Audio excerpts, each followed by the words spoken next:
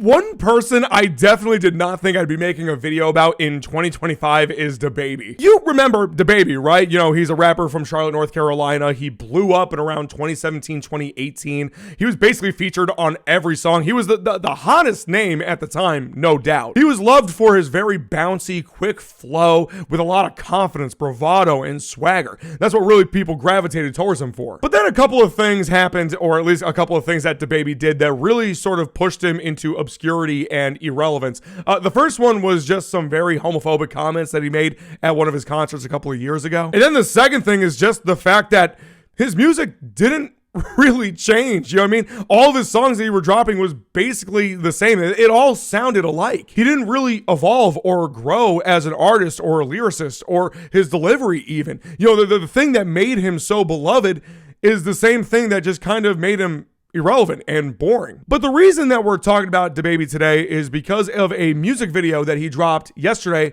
for a song called Save Me, where it's the subject matter, the story itself that's presented in the music video that has gotten a lot of people talking and a lot of people not very happy, if I'm being honest. Frankly speaking, I'm not even sure how to feel about it. But look, before we get into all of it, if you haven't already, please subscribe to the channel and hit that like button. It would be so great. It would mean everything to me. So the reason that this music video has been getting talked about is because of the story that it centers around. And it centers around the story, the horrific tragedy of Irina Zarutska. For anyone that may not know what I'm talking about, basically last month, Irina Zarutska, a 23-year-old Ukrainian refugee who had left her country because of everything that's going on with Ukraine and Russia, hoping to start a better life here.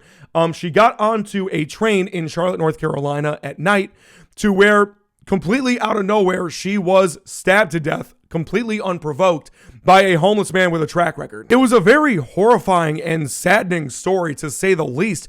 But what DaBaby decided to do with that story is essentially reenact it in his new music video. But the twist is, instead of what actually happened to Irina, in the end, DaBaby kind of stops the man from doing what he does, grabbing his arm that's holding the knife. I should also point out that the music video begins with actual news footage of the story itself and actual footage of Irina, and then ends with Irina's actual GoFundMe page. So at least at face value, the whole thing is just a tribute to Irina because of what had happened to her, and also because of the fact that it was in Charlotte, North Carolina, where DaBaby is from. But this creative choice, I'm not really sure how good of an idea it actually was. Because at face value, it's a somber song, you know, by DaBaby's standards. And, you know, his lyrics don't really go too much into what had happened or violence or anything like that. And at least not to a big extent. But at least for what it comes off to be,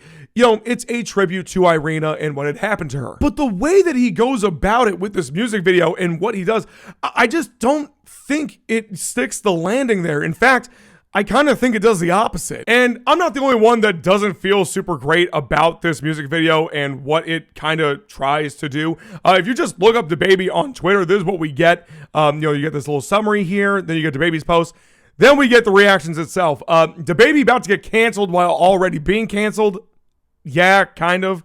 I can't think of anything worse than getting killed this brutally and then having DaBaby use me for this trash ass song. DaBaby somehow found a way to kill his career twice despite it already being dead. Now I'm really crying, man. DaBaby filmed that whole with other actors involved. Somebody edited and clicked publish. Nobody during that whole process thought this was a bad idea. I mean, yeah, look, you get the idea. But then we go in the comments section for the music video itself, where it seems to have gotten a completely different reception. A lot of people are hating on him for making this, but I'm glad a celebrity finally brought some attention to what happened. One of the crazy video concepts I've seen in a while. Respect to you as always, bro. DaBaby just gained some seriously massive respect in my book. The world is falling around us, and seeing someone who has done wrong taking a stand against this, you're a real one. So I don't know, maybe there really is more of a divide here than initially I thought. So that's where I'll just ask you, please let me know in the comments what you think about this entire situation. And until next time, peace.